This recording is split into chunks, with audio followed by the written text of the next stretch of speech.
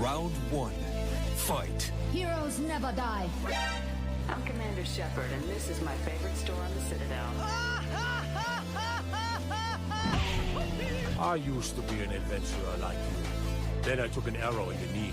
Power, sex, power. They both come down to one thing. Hungry gamers.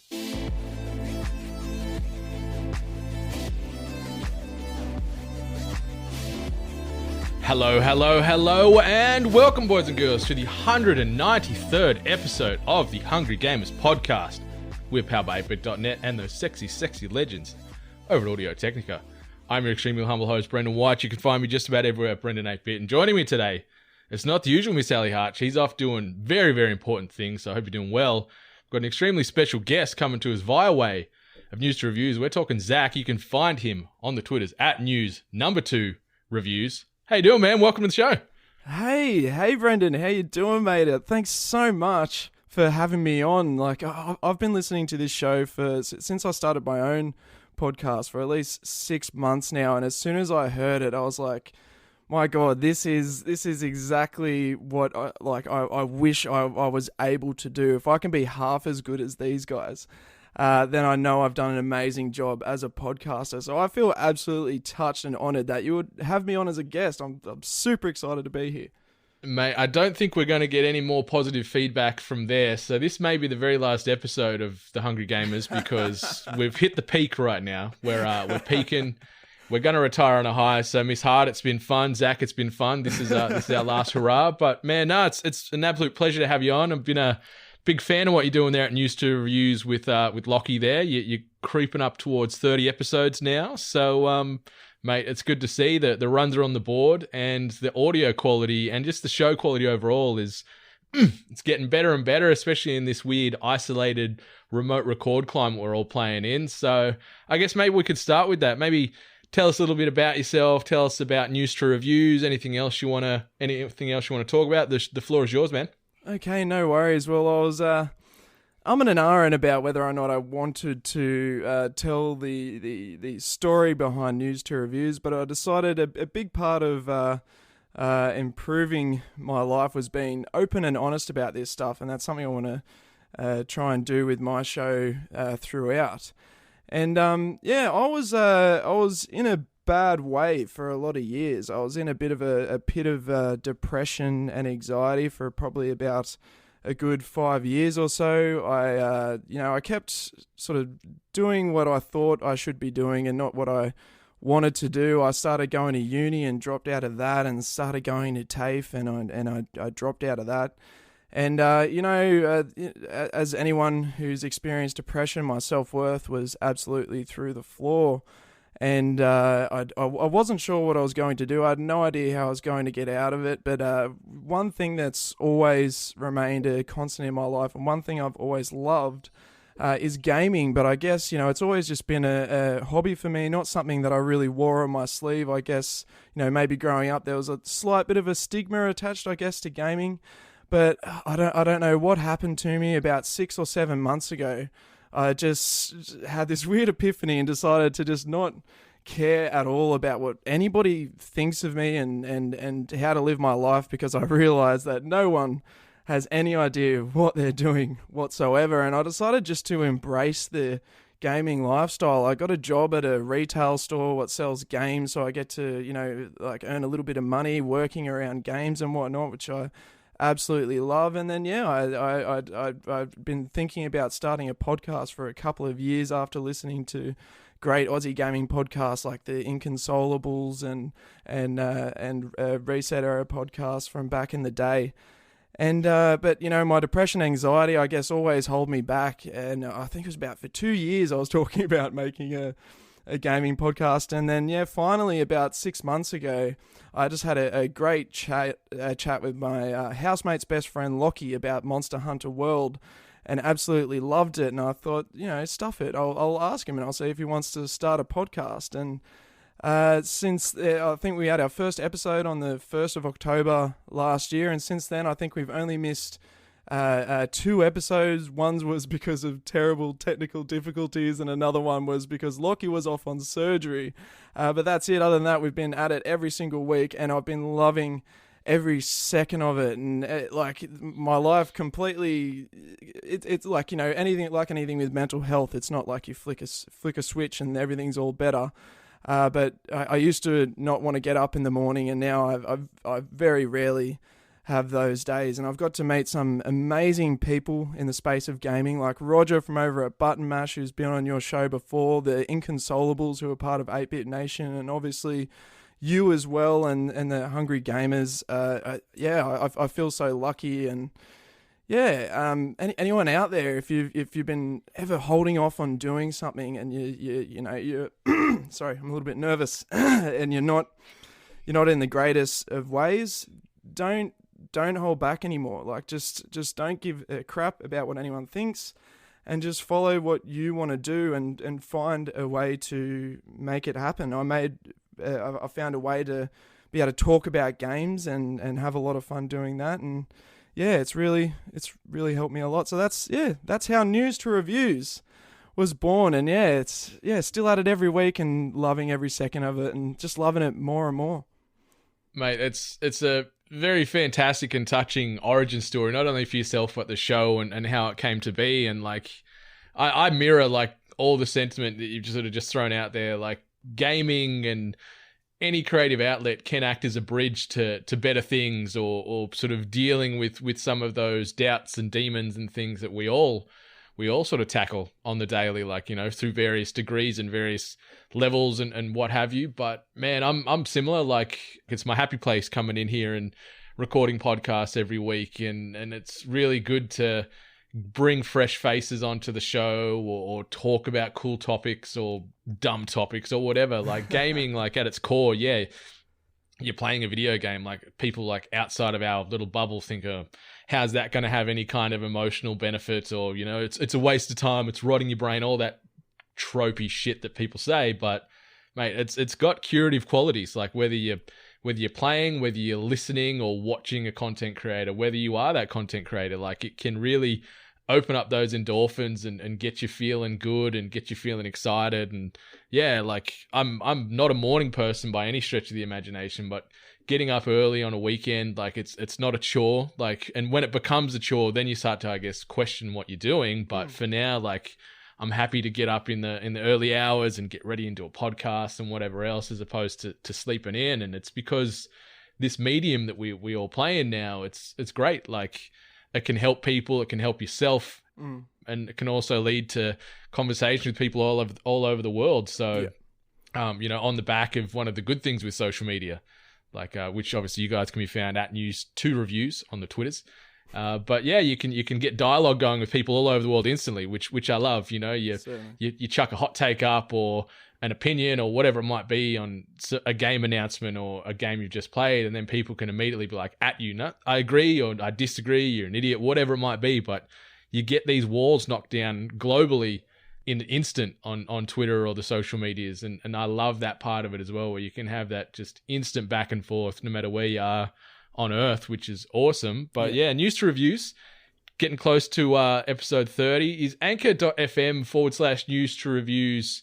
And that's the word 2, not the number 2 like on the Twitters. So just if you are playing at home, is that the main hub you'd say you'd want people to be directed towards to get all your content? Obviously, there's a lot of links from there to get you to the various podcast players. Where do you want people to be consuming your content? That's right. Well, if you want to find out, you know, whenever we're posting new episodes, or just whatever the hell I happen to be thinking about, then yeah, the Twitter is definitely the best place to go. But to find our podcast, you can find it on basically anywhere you like listening to podcasts. But the best place to get, you know, all the different platforms that it's on, I'd say would be anchor.fm. Yeah, News to Reviews. Nice. It's a good hub, and they are a good podcast hosting platform for people that are looking to potentially dip a toe into that creative space.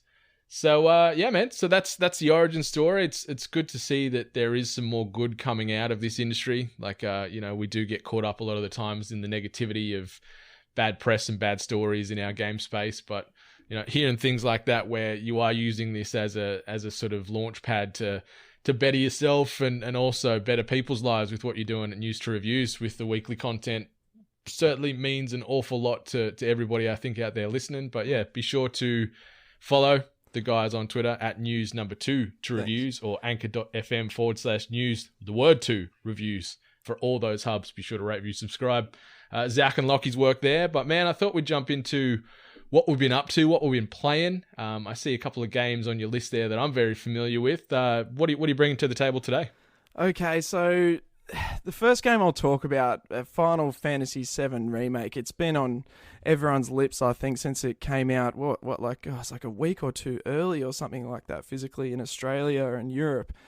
And I'm not typically a Final Fantasy fan. The only one I ever played before this was 15. I got about 20 hours in, and I was like, yeah, no, this isn't really for me. But I played the demo for Final Fantasy VII Remake, and I had an absolutely fantastic time, so I decided to pick this one up. And over the period of time I've played it, my relationship with it has really changed. When I first started, I was loving it. I was having a great time. But all the weird JRPG stuff, I'm not used to it, but I love weird stuff. So it's like, so long as the story keeps moving along and I'm having fun playing, I'm cool with it, whatever. But then I don't know, I'm getting close to finishing. Obviously won't mention any spoilers here, but it feels like a lot of the game, a good third of it, is just filler, all in the main story there, and I just got really bored, and it just started feeling a bit repetitive to me. I think a big reason why I feel this way is because I never played the original as well too. I think for people who have that nostalgia for it, all the little nods to the original and all the changes and whatnot stand out to them a lot more, and thus they end up having a lot more fun with it. But for someone like me who's not a Final Fantasy fan, I don't know, I've started to find myself just not really wanting to play it and just wanting to play more Animal Crossing. So, yeah. Damn, man. Like, I'm with you in echoing the statements regarding Final Fantasy. Like, I'm not a big Final Fantasy guy myself. My latest foray was 15 as well. I finished it through, I sort of almost had to drag myself through the mud to finish that game because it was tough in parts. But it's interesting because a lot of the Final Fantasy purists, or even just the Final Fantasy VII purists who have a very special attachment to the original, talk about how great 7 is. And I've got no attachment to the original. I played it here and there when I was young, when it came out on the original PlayStation with all its multiple discs back in the day. But I've got no real sort of, touchstone to that game from then. So when I do eventually get into it, because I still haven't played Remake at all, outside of the demo at PAX, whenever that was last year, I've got nothing sort of holding my heart there for the game. So I'm curious to see if I'm going to have similar sort of feelings as yourself. Like, because you see on the Twitters, like a lot of people in our circles, oh, this game's amazing, just finished it, or got to the final boss or whatever, and it's like, oh, my heart, my emotions. I'm sitting there going, really? Is it that good? And then I guess hearing someone that's removed from that Final Fantasy circle going, you know what? It's all right. A lot of filler. Is it game of the year? Like, would you say that it's worthy to probably be in early talks for that game of the year title? Look, I think it will be for a lot of people, but for me personally, no, it won't. Depending if the Last of Us Part 2 sucks and Cyberpunk 2077 sucks, then perhaps, I don't know. But yeah, no, it's not going to be probably even the top 10 of games for me this year, I dare say. I enjoyed it more than Dragon Ball Z Kakarot. That's saying something. Yeah, that's something. I don't know. I can't. I really can't get into it at this point. I did stuff up with one thing. Like, I didn't realize how you gain new summons throughout the game. So I've been only having the one summon throughout the entire game. I think maybe if I'd figured that out, I probably would have got a little bit more enjoyment out of it. But I found myself, I think The Outer Worlds is a similar length game, like 40 hours or so, and I finished that in like a week. I just didn't want to stop playing that, but this is taking me like 4 or 5 weeks to finish, and I've had a lot of stuff to play. Animal Crossing can take up a lot of your time, as you would know.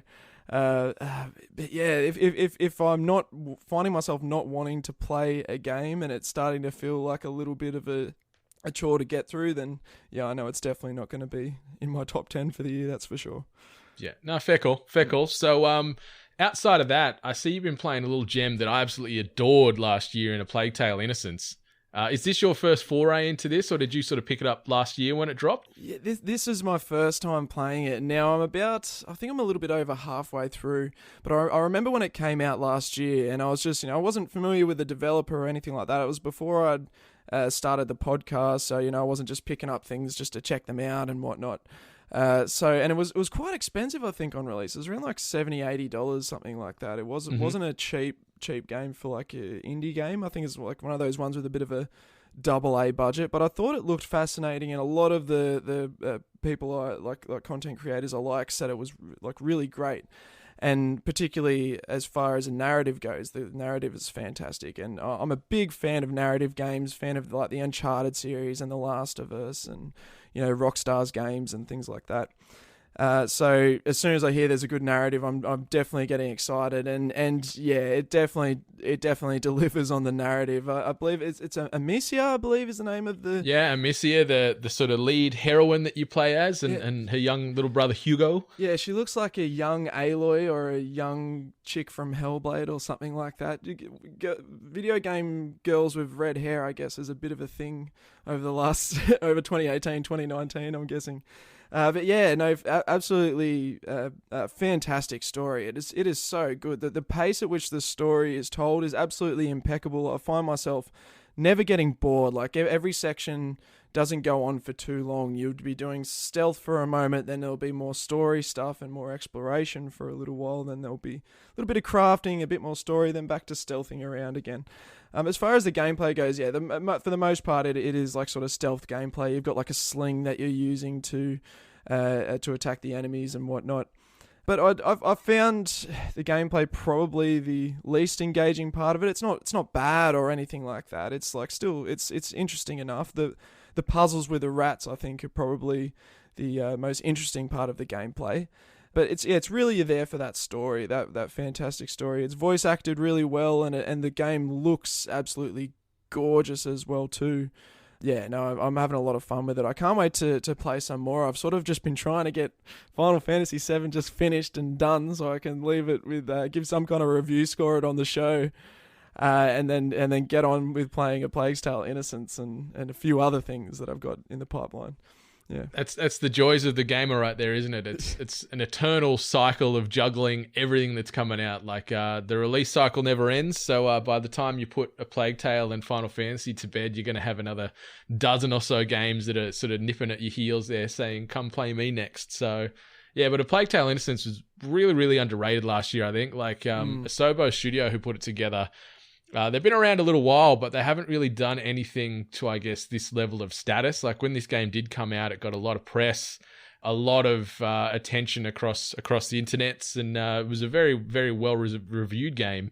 And it's pretty visceral, pretty gory. Like playing as this young sort of teenage girl, Amicia, and you're trying to survive like this plague that's running through France, and you're killing sort of British soldiers with rocks, slinging them at their head. Like it's pretty intense, and I like that they don't sort of glorify or try and flex all that sort of gore. Like you see that she struggles with every decision she makes about having to kill this person or do harm to this group of people. Like I like that there is that sort of human element and aspect to it, and yeah, Asobo Studio, I was just reading about them again this morning, and they're actually doing the next flight simulator game of all things. So they're jumping from A Plague Tale: Innocence to the next Microsoft flight simulator game. So they're a very varied and talented bunch there at Asobo, it seems. Oh, that is very disappointing news for me. Look, nothing against people who like flight simulators. That's not a problem, but these guys can absolutely kill a narrative. I would have loved to have seen another narrative game from them. After playing this, I would definitely be keeping an eye on them in the future. A flight simulator game, not my cup of tea, but if they release something else with a narrative to it, maybe they're going to put a story mode into Flight Simulator. Maybe it's going to be like, Con Air Flight Simulator or Snakes on a Plane or something. Maybe they're going to sort of translate that to the gaming world. We can play as Samuel L. Jackson or Nicolas Cage in Flight Simulator. That'd be fantastic. That would be fantastic. I want dialogue options. Nicolas Cage. You can either be crazy Nicolas Cage or even more crazy Nicolas Cage. Yeah, Yeah, he only has those 2 levels. He sort of threw away the other levels of emotion years and years and years ago. Now he's just on the level of sanity / insanity, or just full lost his marbles, send help type of thing. I think he's a treasure. Yeah, those emotions are buried deep underneath that pyramid that he bought years ago.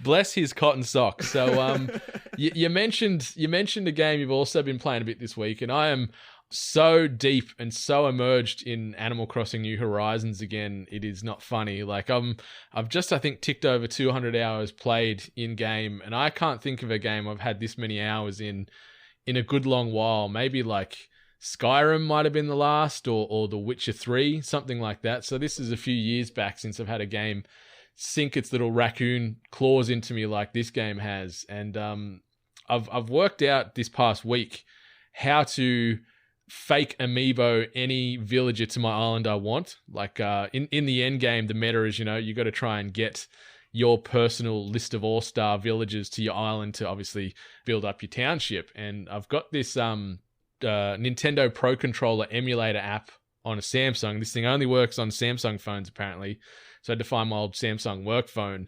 And I've got this app in that can then emulate the controller into the game. And then I've also found all the bin files of all the amiibo data online. So I've got all the digital amiibo cards on my phone, and I can glitch them through, get them to the camping ground, do it 3 days in a row, and then they stay around and you can kick out some of the dead weight. So I've been dabbling with that this past week, just feeling like I'm Mr. Robot, or I'm Neo in the Matrix at the moment. Like I felt like I was just this mad hacker lord this past week when I cracked this code. And so I've been dabbling with that, and I finally found the template for the basketball court that I've been wanting for so long. So I built that. That took me probably 3 hours on its own to put that together, getting all the QR codes, importing them in, laying it all down the right way. So my island is getting close to where I want it to be, and still loving Animal Crossing. How deep are you into this game? How many hours you got going so far, Zach? Oh, man, I think last I checked, I was around 45, but I reckon I've put in at least another 10 or 20 since then, because that was close to a week ago. But man, I didn't jump into Animal Crossing till a couple of weeks, or 2-3 weeks after release. The FOMO was so intense. I've never experienced this a FOMO like this with a game before. All starting with your wonderful episode that you did when Animal Crossing first came out, with the Animal Crossing music in the background. I think it was not long after all this Corona stuff really started kicking into high gear. So it was just such a nice, relaxing thing to listen to, when with all the world sort of burning around us at the time. And yeah, it got me so excited to play bloody Animal Crossing. Not to mention, all the Inconsolables are playing it. Roger and Button Bash are playing it. Everyone where I work was playing it. So I was like, okay, I have to get this game. I end up buying it digitally.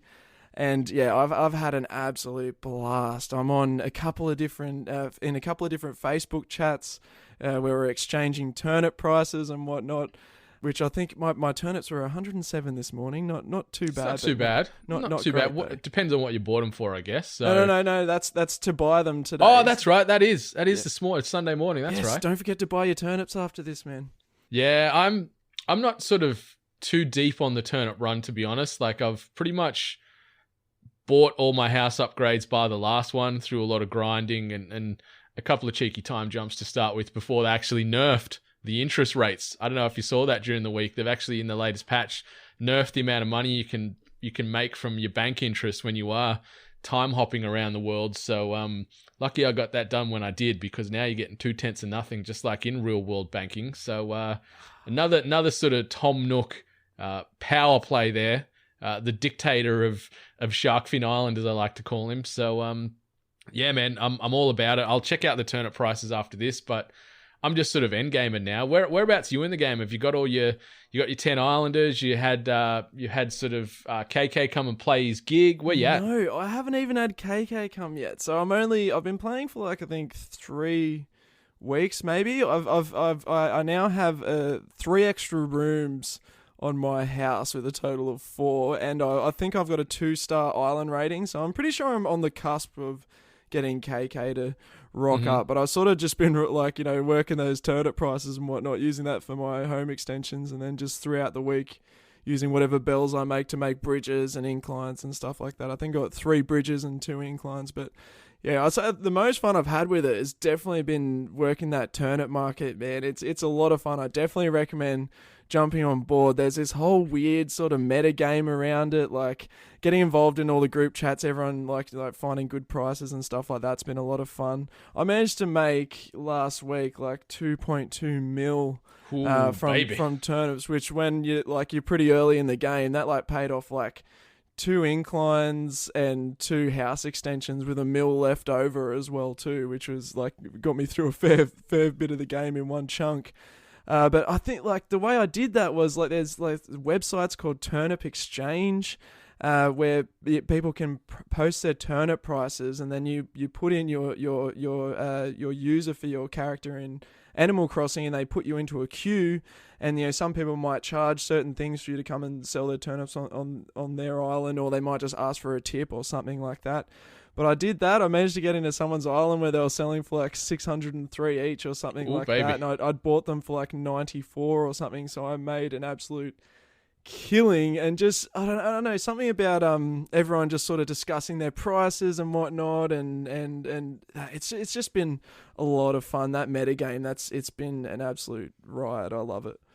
It is the game of 2020, I'd say, and even with a couple of big tent poles in Cyberpunk and The Last of Us 2 coming, I think Animal Crossing is probably going to end up being the most commonly talked about game on gamers' lips, I think, this year, come the end of the year. Like, it's going gangbusters. Obviously, we've seen the sales figures. It's the most successful Nintendo release outside of 2 Smash Brothers games. Like, it is one of the success stories of 2020, and it's just good fun. It's a good time sink. It's a good way to pass some time. It's a good way to jump on and play with mates. It's a good way, as you said then, to like, if you want to be a little bit of a tycoon and a bit of a hustler, and you jump on all these bloody underground websites that have got like turnip rates, or just little things. Like, there's websites for everything attached to it, like Nookazon, which is their Amazon equivalent. There's great not-for-profit pages that you can jump on Facebook where people are sharing all their DIYs or Totally. You need stuff built. Like, there is so much positive spin about this game. It's not funny. Like, there is some turds out there that are like, oh, you want that cutting board or that cutting board DIY? Yeah, that's a million bells. And it's like, well, suck my dick, mate. I'll find it somewhere else. Yeah. I was going to say, be very careful using Turnip Exchange, because I've heard horror stories of people charging people like Nook Mile tickets and stuff like that, and then their prices end up being total garbage, and they've already obviously given over the stuff. So yeah, do be careful. I was lucky with the one mine did. He only charged like 3 Nook Mile tickets, and he was super cool. So I guess I got hosed on one of my first island exchange trips a few weeks ago, where I wanted the doghouse, and the guy said it was like a purchasable thing. So you go over and you do your catalog swap. So I went over and I cataloged a heap of his items and did his doghouse, but then came back and then found out it was a DIY, and that was the main piece I wanted. So I sort of, whatever it was I paid him, it might have only been like 50,000 bells or something like that to catalog everything, but I came back not with the thing I wanted, messaged him on Discord and just crickets. I'm like, fuck you, mate. I'm done with this hustle. So I'm on this not-for-profit Facebook page that Rach linked me to, which is great because it's just all good people, not there trying to rip anybody off. They do say, tips are appreciated, and you got to pay the piper when they are hooking you up with all these things. But it's just a great, fun little game that you can do whatever you want just about in the world, which is great. Yes, I totally concur. Fantastic. Yeah, man. And there's the sort of the current Mayday event going on at the moment, which is running for another few days now. So you still got time to jump on and get amongst that and do the little sort of off-island trip where you can get some unique gifts and things. So, give that a geeze. But I'm just going to keep terraforming and keep shaping my island until I'm happy, and then probably hate it and then terraform the whole thing to zero again and go again. It's a vicious cycle, that game. Very vicious cycle. Yeah, nice. I don't know how much I'll keep playing after I see credits roll. Like, that's when it starts. Like, that's the end game. Like, that's what everyone keeps saying, but I just don't know if I give enough of a shit to terraform my island. I know how much work it's going to be. I feel like I just want to put paths down and then I'm done. You say that, but it's like bell-shaped crack. Like, you get there and like that island is like your home, and you start taking pride in. If you got friends coming over, you're like, it's got to look good. I've got everything laid out. Like, so yeah, you say those credits are rolling once KK Slider plays his jams, but mate, that is just the start of the true game, in my opinion, and that's where the hustle and the grind really begins. So I'll check in with you in a few weeks and see if you're still on it, or if you have actually put it down and you're going through other games now. So I'd be curious, very curious. But for those that are curious about anything else related to 8-Bit, obviously 8bitnation.net, 8bit.net, shop8bit.net, youtube.com/weare8bit. They are all your centralized hubs for all that tasty 8-Bit goodness. When you're done checking out our gear and maybe grabbing yourself a sneaky t-shirt from shop8bit.net, head on over to audiotechnica.com or audiotechnica.com.au for you ANZ-based listeners to get the best in audio-based equipment. We're talking headphones, microphones, gaming headsets, turntables. You want in-ear, you want Bluetooth, you want noise cancelling. They got it all. And it is some of the best equipment in the space. We've been using it since our inception in 2015, and we ain't ever going to change. So audiotechnica.com.au, audiotechnica.com, or audiotechnica.au on the socials. And our second content creator pack giveaway is currently live, courtesy of those sexy legends Audio-Technica. To enter, all you need to do is DM us on the Twitters or email hello@8bit.net a photo of your current content creation setup and explain why you need that sexy AT upgrade. It is limited to ANZ participants only, and the second winner will be announced this coming week. So get your entries in. It's really simple to enter, and we'll be giving away the second of 3 this week. So yeah, if you're looking for a bit of an upgrade fix, so even if you're looking to get into it, if you want to be streaming, you want to be podcasting like Zach and I here, or you just want to maybe be doing audio diaries and just keep them yourself, get on in on that competition, because it is the best way to get your content going. But let's move into some news.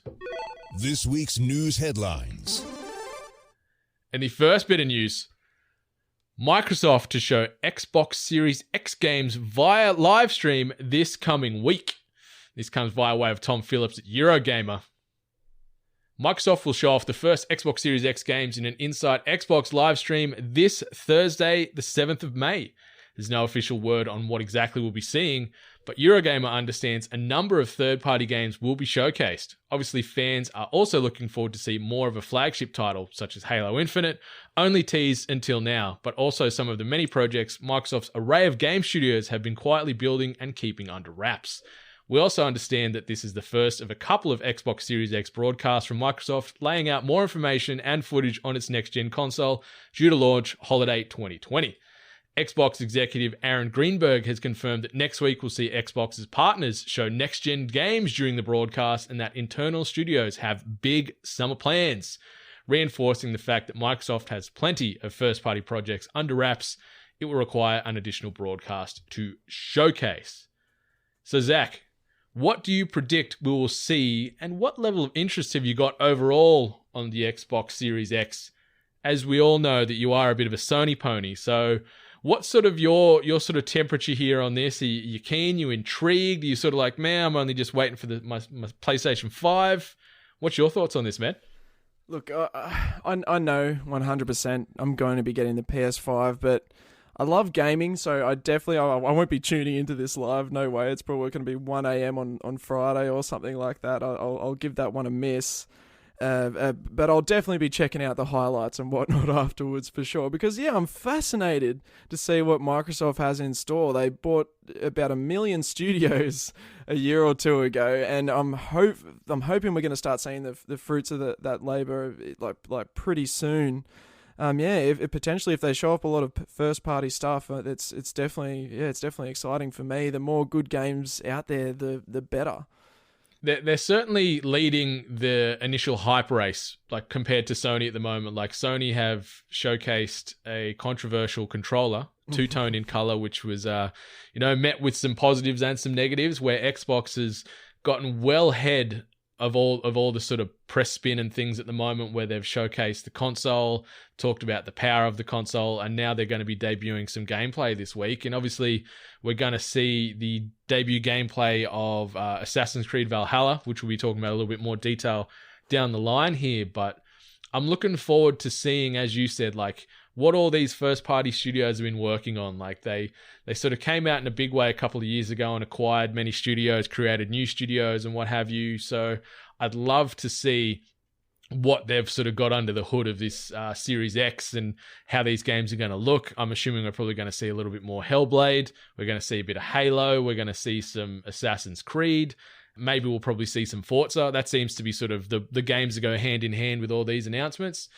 So yeah, man, I'm hyped. Like I'm a big Xbox fanboy. Love my PlayStation as well. But yeah, Team Green is the sort of 1A to my 1B with the Sony. So I'm really looking forward to checking out this Inside Xbox event this week. Like you, I'm thinking, yeah, I could maybe get up and watch this that early, but knowing my body clock and how tired I'm going to be, I'll be like, I'll just get up early, once I wake up 6, 7 o'clock or whatever and catch the sort of replay of it then. So I'm excited to see, though, what's happened at the end of this week, because this is that first true step, I think, into that next gen. Like, talking hardware and seeing controllers is one thing, but we're interested in the games. We want to see what the games are about, how they look, how they're going to play. So I cannot wait to see what they're going to showcase for us later this week. So yeah, I'm pretty damn excited. Yeah, certainly. When PlayStation hasn't really talked a lot about what we could be seeing for next-gen games as well, too. Pretty sure Halo Infinite's going to be next-gen, correct? Or is it going to be cross-gen? They're talking cross-gen, so it's probably going to fall under that smart delivery system that they're talking about. So they'd be silly not to release it on the One X or the One S equivalent as well. Like, yeah, it'd be a bit weird, I think, for them just to go single platform and cut out a lot of their current player base. Yeah, I got to say, yeah, Microsoft is absolutely killing it with their messaging. I don't know what's going on over at Sony at the moment. That the way they're doing things, it just doesn't seem to make sense to me. Like, it's meant to be coming out in the holiday period. Microsoft revealed what the Xbox Series X would look like, I think, back in December, was it? Yeah, it was over that sort of Christmas cycle. Had the initial sort of sizzle videos and highlight reels popping around. Yeah, we still don't even know what the PS5 looks like. All they've done is reveal the logo, which was the exact same thing, except without a 4 and a 5 instead, which we all kind of expected. So I don't know. Yeah, Sony. I'm hoping Sony starts pulling their finger out and showing us a thing or two in the next couple of months, because yeah. Right now, they seem to just sort of be dragging their feet a little bit. I'm hoping we're not seeing a repeat of Sony during the PS3 generation, resting on the laurels of the PS2, feeling all high and mighty, because they've killed it with the PS4. Yeah, let's hope we don't see a repeat of that and them stumble into the start of the generation, because as history shows, if you stumble into the start of the generation, you're probably pretty screwed for the rest of that, as well as people who follow what happened to the Xbox One would be well aware of. 100%, man, 100%. So no doubt sort of Sony are working on a lot of things in the background, and maybe they're just waiting for some of these initial sort of salvos to be fired by Xbox, and we'll probably see a PlayStation specific conference cycled through in June to probably follow up on this. And we're talking with hesitation about Sony at the moment about, what are they doing? Are they falling behind? But full well they'll come out at one of these events and they'll show the next God of War, they'll show another Spider-Man, they'll show all these big AAA exclusives, and everyone just be like, okay, all right, this is fine. I believe. I'm sorry for doubting you, Sony. Like, it's what they do, and they've got so much ammunition in that gaming catalog to sort of silence any critic pretty damn quickly. They just need to flex a Horizon 2 or the God of War Part 2 that they'll be bringing out, or whatever it might be. Like, they've got so many fantastic franchises that they can just sort of silence a room and then get that hype level above 1 million very quickly. So, but mate, it's exciting to be talking about this kind of stuff as opposed to bloody Corona and COVID and all this kind of shit. So It's good that we got some positive spin to be talking about. Yeah, definitely. It's been a great week for news, particularly for me. A lot of the kinds of games that I love, there's been a lot of good news about. So yeah, for sure. I guess to completely contradict all the positive news right now, we're going to be jumping into a story that I've sort of titled Leaky Boats, and this comes via way of GamesIndustry.biz and IGN. So I've combined the two articles, and the first part, which had the internet on fire this week, a major leak has spread spoilers for The Last of Us Part 2 far and wide across the internet. Videos of leaked gameplay, cutscenes, and developer menus are now being discussed and dissected by gaming communities. A detailed thread correlating the leaks can be found on Reset Era. Obviously, you can Google this stuff. I would not recommend Googling it. I've managed to avoid this minefield so far this week, so I am very happy with being completely blind to what all this spin is happening. The leak comes just weeks after it was revealed The Last of Us Part 2 would be delayed indefinitely due to the COVID-19 pandemic.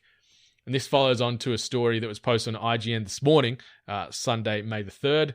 Sony has confirmed that the company has identified those who leaked large parts of The Last of Us Part 2 online, as well as that these persons were not members involved with Sony Interactive Entertainment nor Naughty Dog. In a statement first reported by GamesIndustry.biz and confirmed by IGN, Sony offered an update on its search for the leakers. SIE has identified the primary individuals responsible for the unauthorized release of The Last of Us Part 2 assets.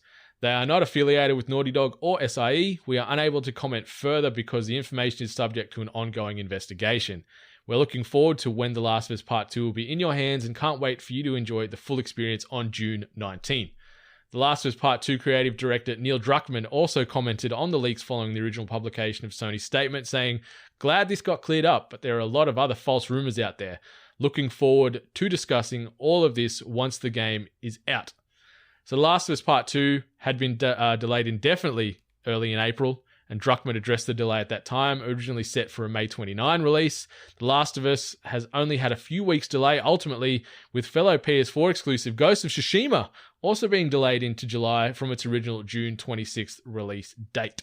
So man, this was nuclear this past week. Like, I was seeing people that I know or people that I follow on Twitter constantly saying, "Thanks, random dickhead, for DMing me these spoilers or linking me to this," or whatever it might be. Like, there is just this troll culture getting around where people are just trying to spoil everybody's fun. But it's very surprising that it wasn't a Naughty Dog or Sony staff member.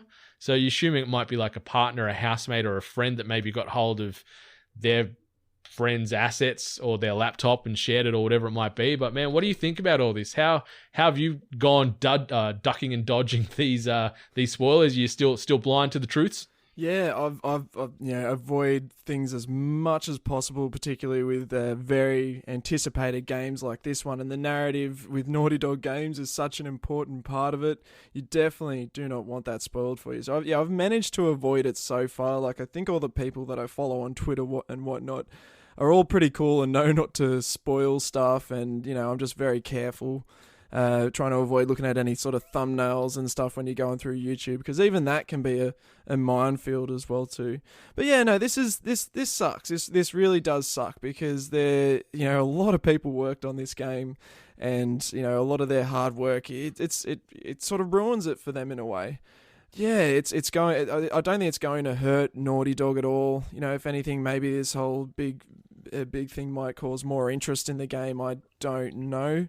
But yeah, it sucks out there for anyone who has this spoiled for them, because man, I'm so excited for this game, and if I had it spoiled for me, it would definitely be devastating. So I think at the start of the week, when the rumors were that it was a disgruntled employee, I was like, I thought, that sucks, but if you are treating your employees badly, then I guess in a way, you are kind of deserving of it, even though I don't think they should have done it. But then it comes out later on that they're not affiliated with Naughty Dog at all, and SIE, and it's like, yeah, that sucks. That it's just it could be some third party company they've worked with, or some employee at a third party company they worked with. I don't know, but yeah, it just sucks. Someone who's not even involved with it just got this thing and threw it out there.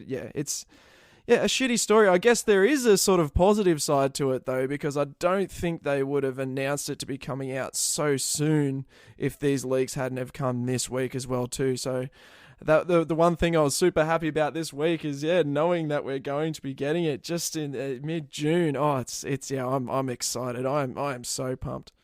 It's certainly a win for gamers, and it's interesting because they did delay the game initially, obviously due to the COVID-19 similarities with plagues and death and things like that. Thematically pretty correct in The Last of Us, but yeah, then they've had to sort of pivot and go, you know what, we were planning on dropping this maybe holiday season, but due to this dickhead that leaked all this stuff, we need to sort of pivot here and get this game out while it is a bit of a melting pot of a discussion around the water cooler and around the internet at the moment. So I'm with you. I think the game's going to sell either way. Like, it's going to be a sort of unit mover from day one. Like, people are all on board with The Last of Us Part 2. So I don't think this is going to impact sales, but it's certainly would be impacting people's experiences with this game, because the narrative from 1, and no doubt that's going to follow in through Part 2, is one of the best gaming stories I've ever experienced. Like the writing, the voice acting, the character models, everything was just on point, and just, had the jaw dropped, had the tears going, had the emotional sort of arcs that you're going through with this game. And to know what might be the payoff or what might have occurred as you're playing would have sort of certainly dampened that experience. So I'm happy that I've steered clear of it, and I hope everyone else can avoid that minefield of spoilers and sort of hints and sort of big reveals. So stay safe out there, The Last of Us 2 fans, and put the muted words on your socials. Stay away from Last of Us searches on YouTube or Reddit or wherever. Just stay in your lane, just play Animal Crossing, work that turnip hustle price, and just bide your time for the next 2 months until The Last of Us Part 2 drops. We're all going to be happy. We're all winners here. Outside of this person that leaked this, or maybe they're a winner. They probably got paid a pretty substantial sum, no doubt, to sort of disclose this information. But yeah, I think now that they've sort of earmarked who this person or peoples were, I can only imagine what kind of lawsuit they're going to get thrown at them. So that person or persons is going to be in a world of hurt moving forward. Ooh. So Sony coming for them. Ooh. Oh yeah. So a bit of karma there, which I'm happy to see. So moving into a little bit more of a positive story here. So Jeff Keighley, obviously the man behind the Games Awards, has been a little bit active this week and announced something completely out of left field. And this news comes via way of Matt Wales at Eurogamer. So Jeff Keighley has unveiled a 4-month all-digital Summer Game Fest event, which starts this month, which is May. So it's going to be a 4-month-long all-digital consumer celebration of video games featuring breaking news, in-game events, and free playable content from the likes of CD Projekt Red, Sony, Microsoft, Riot Games, Digital Extremes, and Valve. It's not entirely clear how the disparate elements making up the inaugural Summer Game Fest will be tied together, although there is a website which you can check out, which seems like a good place to keep a watchful eye on. But the event is scheduled to run from May through August of this year. At present, 2K, Activision, Bandai Namco, Bethesda, Blizzard, Bungie, CD Projekt Red, Digital Extremes, EA, Microsoft, Sony, Square Enix, Private Division, Riot Games, Steam, and Warner Brothers are all confirmed to be involved, and the official announcement says additional publishers will be revealed in the coming weeks. Programming, including publisher-specific events, will be streamed via Facebook, Mixer, Twitch, Twitter, and YouTube. Keighley will host pre- and post-show streams for certain flagship events, with details set to be shared by individual publishers at a later date. Additionally, playable demos and game trials will be available for a limited time on PC, Xbox, and other platforms. And a whole bunch of these will appear as part of Valve's previously announced Steam Game Festival Summer Edition, which runs from the 9th to the 14th of June. So this is a pretty big flex here by Jeff Keighley. This came out of nowhere. This announcement dropped at the tail end of this week.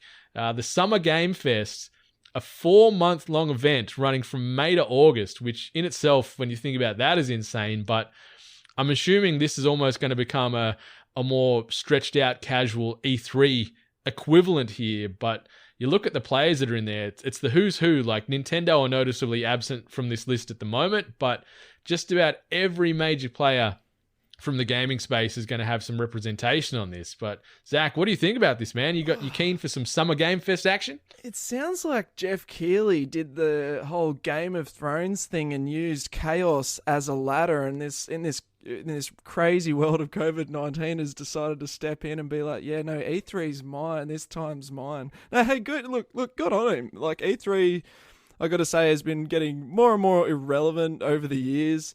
I still love E3. I still love that time when all that good gaming goss is coming out. But if someone can step in and do it better, then I'm happy for that as well too. It's one of those big things though with any sort of gaming events. I think it's a real sort of wait and see. I think the Game Awards personally are a bit of a big wank. I don't know. I'd rather it be a bit more about the awards and less about trailers for new games. But this is an event that's supposed to be for trailers about new games. So if then hopefully he can use that same sort of format and come up with something decent. I don't know. We'll wait and see.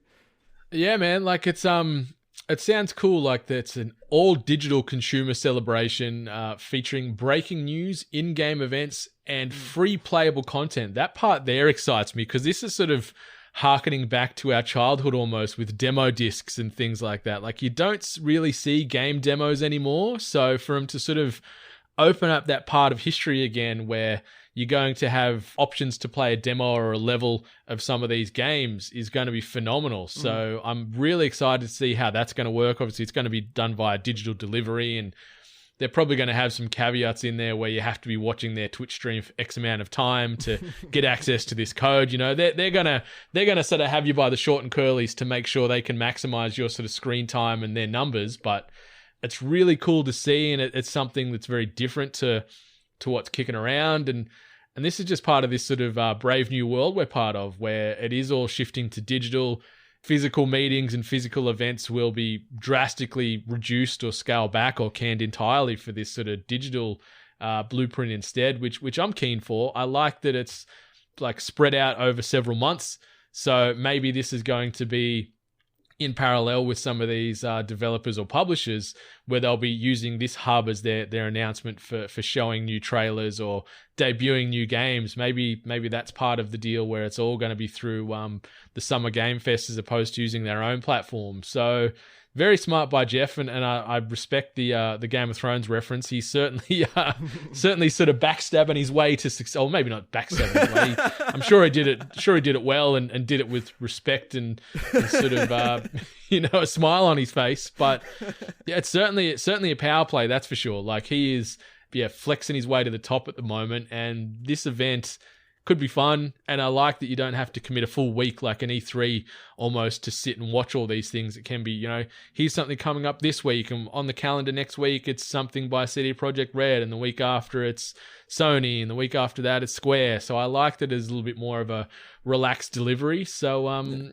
it's cool. I'm super excited to see what comes of this thing as more updates and announcements sort of trickle out. But yeah, power to you, Jeff Keighley. Like this is a big old power play, and it's something that's got the industry talking.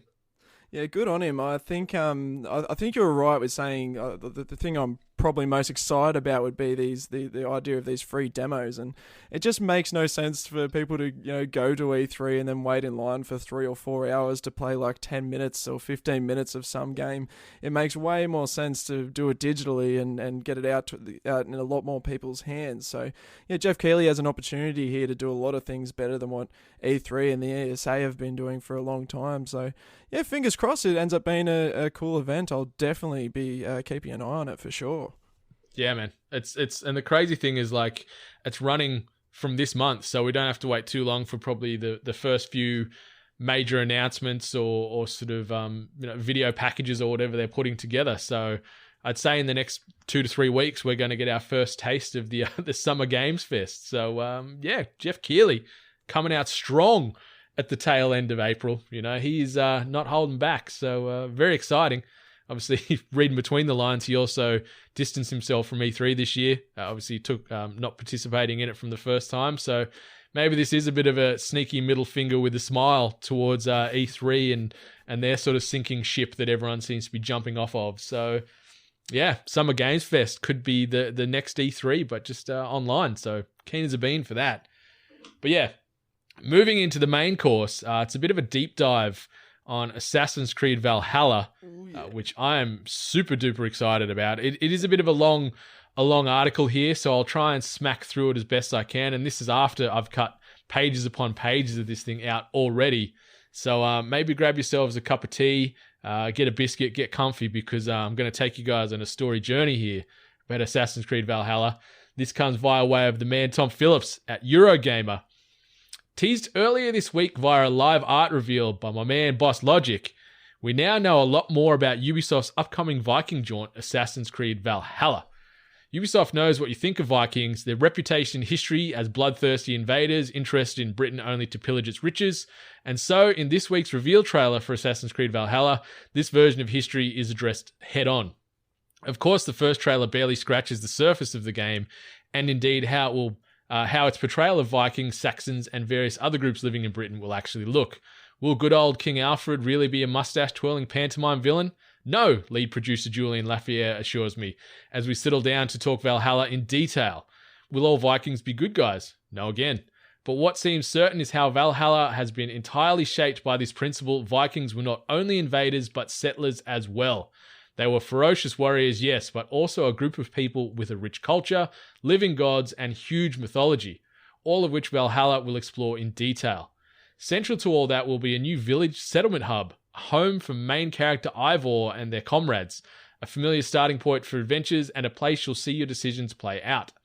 It's another adjustment for a series well past its early transition into RPG territory via Origins, and already able to boast about real mastery of the genre seen in the recent release of Odyssey.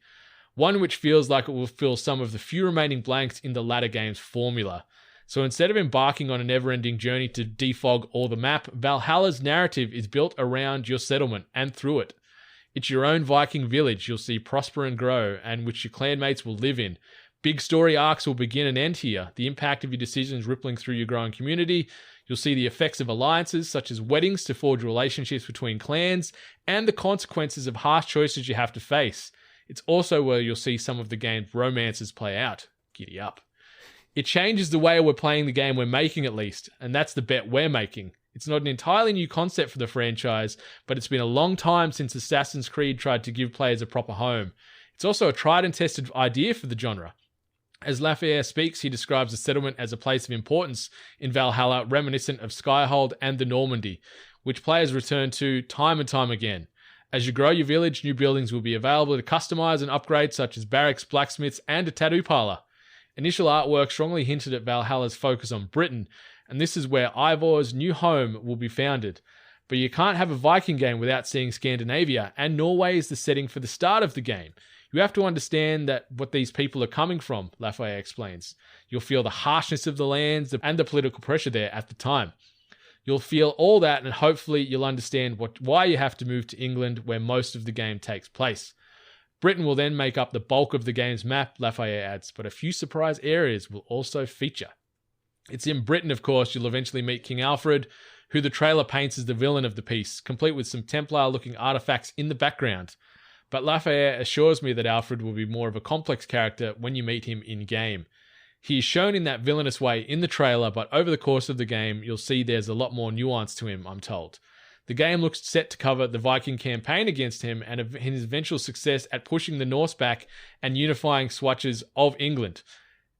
Alfred the Great is a very important historical figure we want to treat right, Lafayette says, and to do so, it's in all the subtleties and nuances you'll find. Valhalla's main character, Eivor, can be played as either male or female, and that your choice of gender is only part of the customization you'll get. Beards, tattoos, and war paint options will be available to pick from. Your gear will also be customizable, as will your Viking boat. You can dual-wield weapons, and shields make a return after people complained they were left out of Odyssey. I didn't complain, I didn't even really notice there was no shields there, but anyway. The other character in the trailer is the mysterious hooded figure which Eivor seems to associate with Norse god Odin, hanging around with a raven, the animal he is commonly linked with. Odyssey let players meet characters and creatures of Greek legend, and it seems Valhalla will continue in this fold. We're obviously using the mythology, Lafayette says. We have found a cool way of integrating that with our lore, which for today goes into major spoiler territory, but what I'll say is their gods were part of their everyday life. They were believed to be roaming the earth, involved in fights. That was part of the Viking spirituality, and that's how we treat it in the game, which is true to beliefs and practices at the time. As for the Raven, it will be your animal companion in Valhalla, just as eagles were in previous games, and we have a bunch of new abilities for the Raven, Lafayette teases. We use it as a reason to re-explore the way players can explore the world so it is less reliant on UI. Once again, you'll be exploring both on land and on water, though it sounds like the naval battles of the past have been dialed back somewhat. There's no sitting and firing cannons at other boats. Vikings just didn't do that. Instead, your longships act as your fastest means of travel through the English countryside, along waterways, which were the main roads of the era. Boats are also your fastest method of escape after launching an assault on a waterside fort. Any military location you encounter on the rivers of England is fully raidable, Lafayette says. We want you to be playing the ultimate Viking fantasy. So you'll get to have your Viking buddies going with you on a longship. Sometimes you'll get resources to take back and upgrade your settlement, or maybe additional firepower to help you take down high-level bandits in the region. For more than 2.5 years, Valhalla has been in development by the Assassin's Creed Origins team at Ubisoft Montreal, led by Ashraf Ismail, creative director of series standouts like Origins and Black Flag.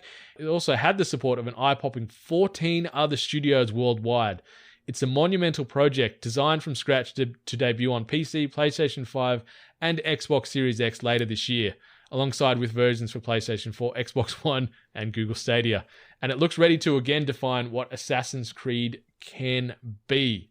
So, Zach, I know there was a ton of information there thrown at you, but what do you think? I guess first and foremost, are you an Assassin's Creed guy? Like, you talk about RPGs and enjoying open world games, and there is similar beats in this game as there is to things like Horizon and Uncharted and games you mentioned that you're a big fan of. Are you an Assassin's Creed guy first and foremost? And secondly, what's your beat on Valhalla? Are you excited for this? Is this a day one? Okay, so I'm definitely an Assassin's Creed fan. I believe I've played every single mainline Assassin's Creed. I've finished every single one of them. I absolutely adored Origins, these are the same developers behind that on Valhalla, so that definitely gets me very excited. I platinumed Origins and I platinumed Odyssey as well too. Damn, man. I'm definitely a fan of the Assassin's Creed games. Look, I'm not going to say none of them make it up into my top 10 games of all time. They're not like, I don't think they're on the echelon of developers like Rockstar and Naughty Dog and whatnot. But I do think they're generally always at the very least good. But I'd argue that the last few games in particular have been fantastic. So yeah, I'm definitely excited. There hasn't been a gameplay trailer released yet, so I'm sort of waiting for that before I just start getting too excited, I guess. But you know, I guess I already sort of know what I'm getting. It's going to probably be quite similar gameplay to Assassin's Creed Odyssey, but just with a whole bunch of new bells and whistles, and that already is enough to get me super pumped for this game. And for the potential of it, this could end up being the first next gen game that I play. When I ultimately end up buying my PS5 and you know, probably losing my house and home because of it, this will be the first one I play when I find some kind of bus station to plug my TV and PlayStation into. That's fair. Hopefully the console might be of a good size so you can use the box then as sort of the spare room to play the PlayStation in when you are out on the main streets. Perfect. I've got it all ready to go. That's it, mate. It doubles then. It's a house and an entertainment system, so you're winning there. But man, I'm with you. Like, Odyssey and Origins were such a breath of fresh air for that franchise. It did start to get a little bit stale. Like, I really like when they changed the sort of meta up and the dynamic and the setting with Black Flag. Black Flag's still one of my favorite Assassin's Creed games of all time. I feel this is going to have similar beats to that, where, you know, Pirates and Vikings had similar mantras. So you'll be sort of dealing with that sort of similar tone, I think. But I cannot wait to play this game. Like, I'm with you. Odyssey and Origins were phenomenal games. Were they, you know, some of the greatest of all time? No. Origins probably has a little bit more of a claim to stake in that than Odyssey, because Odyssey did get a little bit bloated at times. It did get a little bit unnecessarily grindy with trying to sort of increase your level in certain areas, but they were gorgeous games. The story was phenomenal. The combat was great. The fact that they're sort of really doubling down on that RPG flavor of this franchise now is going to be brilliant. I'm loving this sort of just the settlement hub and seeing, I guess, all your hard work or your bloody work or your bad work as you're out there pillaging and plundering as Vikings, and seeing that sort of get realized at your home base, and seeing, you know, new improvements to your living quarters or the blacksmith or the barber or the tattooist or whatever. Like, I like that there will be this living, breathing hub, like similar to Red Dead Redemption 2. I guess is what I think of with this, where you could come back and there's characters there that you have relationships with and good discussions, and you can sort of exist in this hub world on its own quite happily. So I'm keen for that. I like that they are going away with the whole defog map thing, which we've known about Assassin's Creed and dealt with that for a good long time. So they are sort of changing some of the things that were getting a little bit tired in the franchise.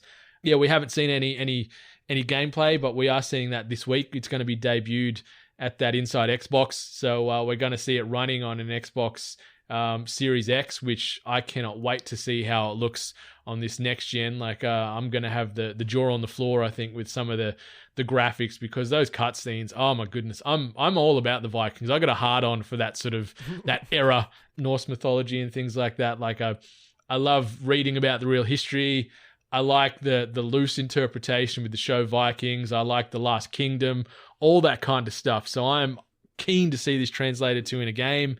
And yeah, I know Ubisoft are going to stick the landing on this because, as you mentioned, Zach, they've got the crew together that did Origins and Black Flag. So two of my favorite AC games back there, and Ashraf Ismail, who's the creative director, knows his stuff so well. So I cannot wait, and I love that we don't have to wait too long for this game. Like, it's going to be out probably in about 5 months' time. So hell yes for Assassin's Creed Valhalla.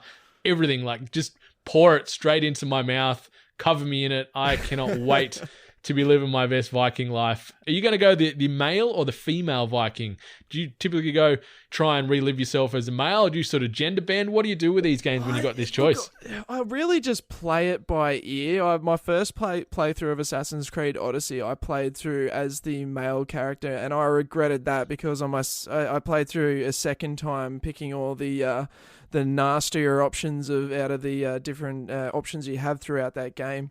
And the female voice actress was just, I found her, it was just far superior to the male. The male I got sick of listening to very, very quickly, and she was just absolutely fantastic. But I think with this one, just because I got to get that big, gorgeous Viking beard, I got to go the male this time. If the female one could grow a beard, maybe I'd consider it, but yeah, no, it's got to be the male. It got to have that beard. You got to live out that Viking life. Yeah, it's tough. Like they've already shown the collector's editions available with the statues of the male or the female characters that you can control, and they both look phenomenal. And like going from times watching Vikings, as I mentioned, like if you could play as Lagertha, like she is just this Viking goddess, warrior woman.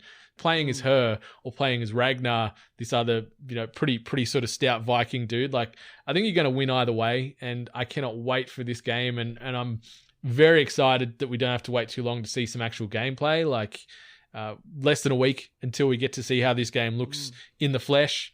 So, yeah, count me as about 50 levels of excitement there.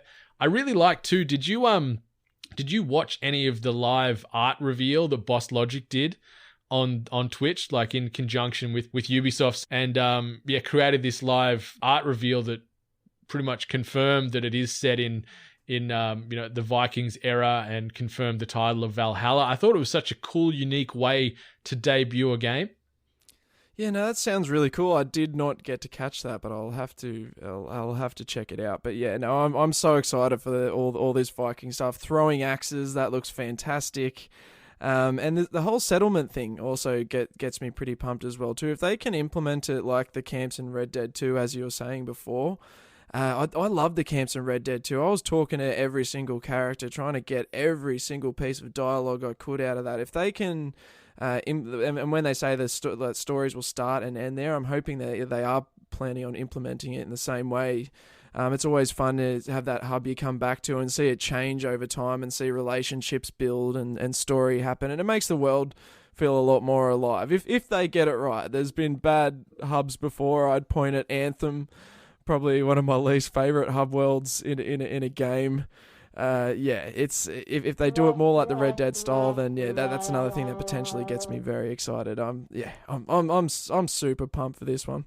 Yeah, me too, man. Me too. So I can't wait to see more of that this week. But that sort of gets us to the end of the news, but maybe we can shift into something about this. New releases and events. So this is where we're going to sort of bring to the table anything new coming up that we want to highlight, whether it be a game, maybe it's a film, new episodes of TV, maybe if it's even just a shameless sort of self-plug about what you got coming up this week on News to Reviews. So we got a good chunk of games dropping this week, but the one I wanted to highlight is John Wick Hex, making its way to the PlayStation 4. So obviously it is the strategy game starring Keanu Reeves as the lead character John Wick there. And I just wanted to mention this game because I also saw confirmation that John Wick 4, on the back of COVID and everything else, has been delayed from a 2021 release now through to 2022. So we have to wait a little while longer to see Keanu come back and kill people in hundreds of creative ways, which is a bit of a shame. But outside of that, the second episode of Hand Rolled First drops this week, which is our Star Wars role-playing adventure with various members of the hashtag 8-Bit Collective. So keep that on your RSS feeds and your ears ready for a little bit more of that Star Wars flavored role-playing hotness. But Zach, is there anything you wanted to mention? Anything that you know that's coming up, whether it be an event, whether it be a game, whether you just want to tell us about what you got coming up on this week's episode of News to Reviews? Look, I guess it's a pretty quiet time. I think I'm really sort of waiting for June when The Last of Us Part 2 comes in and we start getting a lot more news and stuff before there's anything I'm super exciting about. But I've just seen what you've put here in the new releases. I see that Void Bastards is coming to PlayStation 4 on May 7, and that could potentially be something that I might be playing for the next while until The Last of Us comes out, because that got a lot of good buzz when it came out. Oh, was it like last year sometime? So I don't know. Yeah, maybe check that out for people who are looking for interesting. I believe it's like you keep dying and playing it over again, like a roguelite or something like that. First person, something similar to that. I think. I'm having a complete mental blank now too. Yeah, I believe it's like the roguelike That's kind it. of a thing. Like you keep dying and have like getting further and further again each time. But I've heard really good things about it, so that might be one that I'll potentially check out.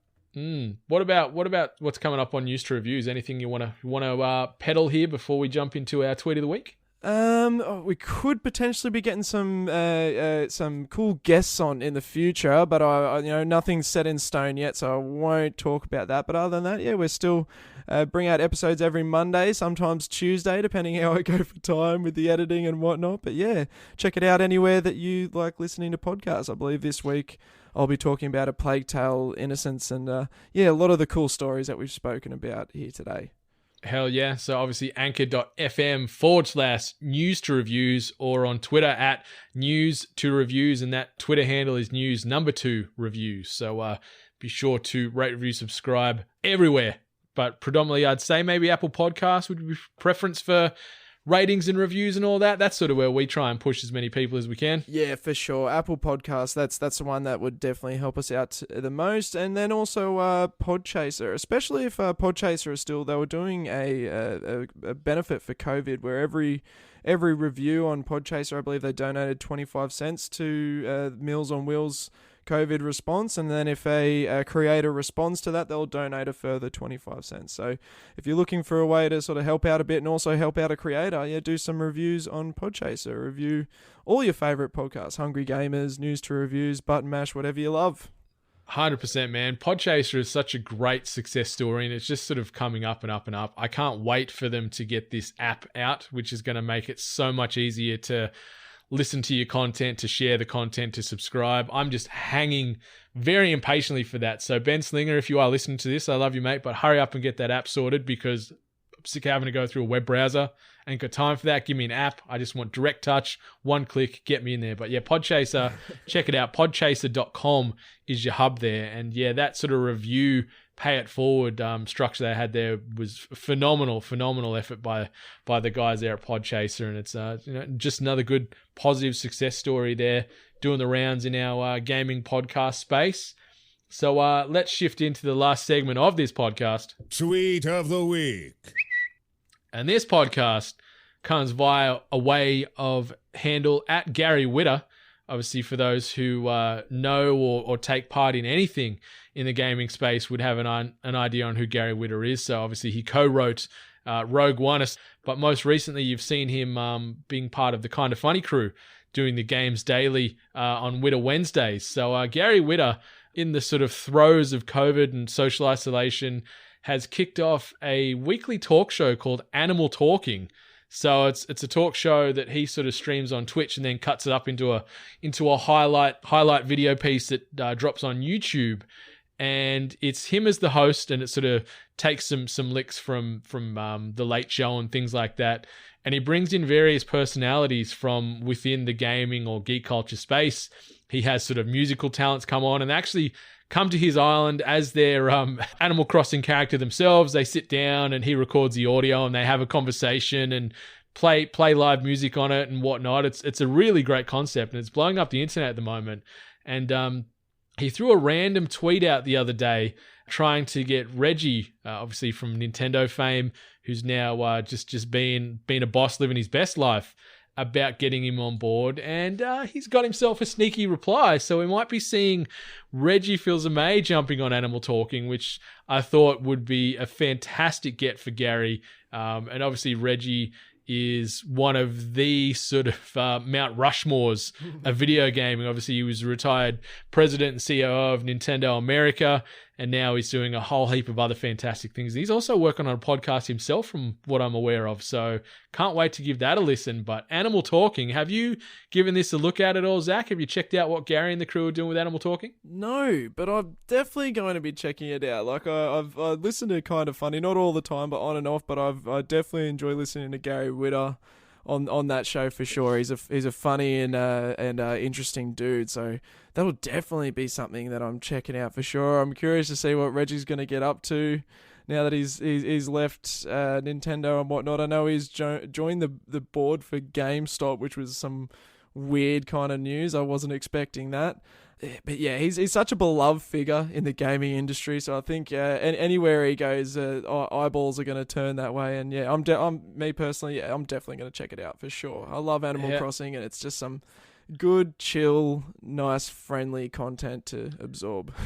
It's so well done. Like, Gary's kitted out his house into like a studio front, like looking like it is the Late Show or whatever it might be. And he's got his desk with the guest chairs, and he's actually got like a guy there that does his music for him, almost like the Paul Schaefer equivalent you would, and things like that. So it's really well done, and he's getting some pretty notable personalities from within the space to jump on and check it out. Like his debut episode, he had Naomi Kyle from IGN fame, and a few other guests. So he's getting some people from all over the industry to come on and talk games and talk life in their little Animal Crossing character equivalents, which is phenomenal. So yeah, check out Animal Talking, or just if you want to check out all the updates on that, at Gary Whitta on the Twitters.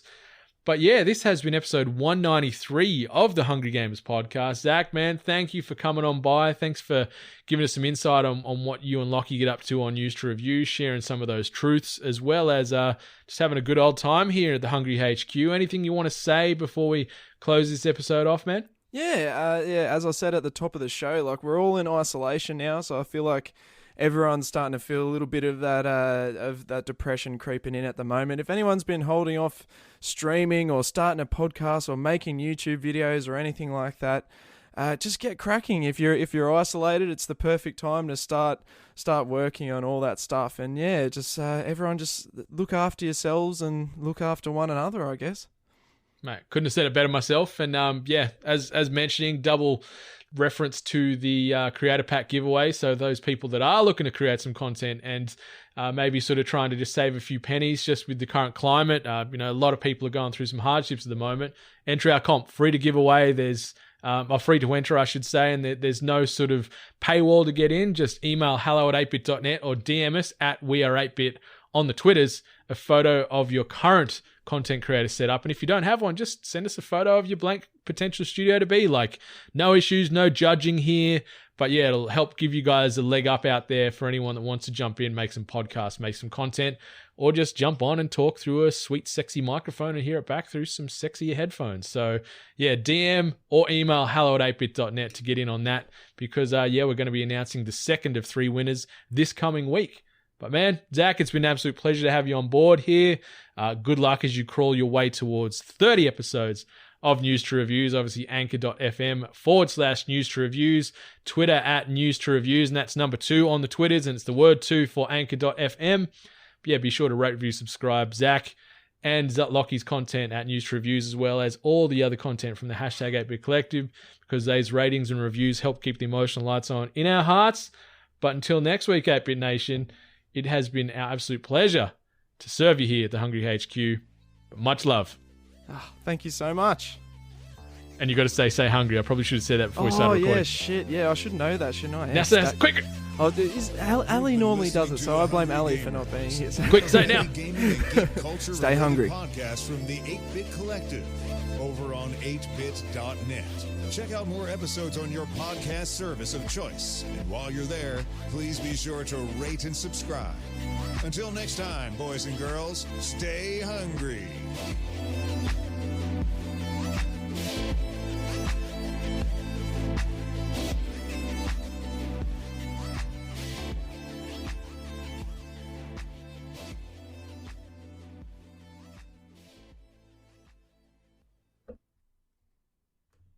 You beauty.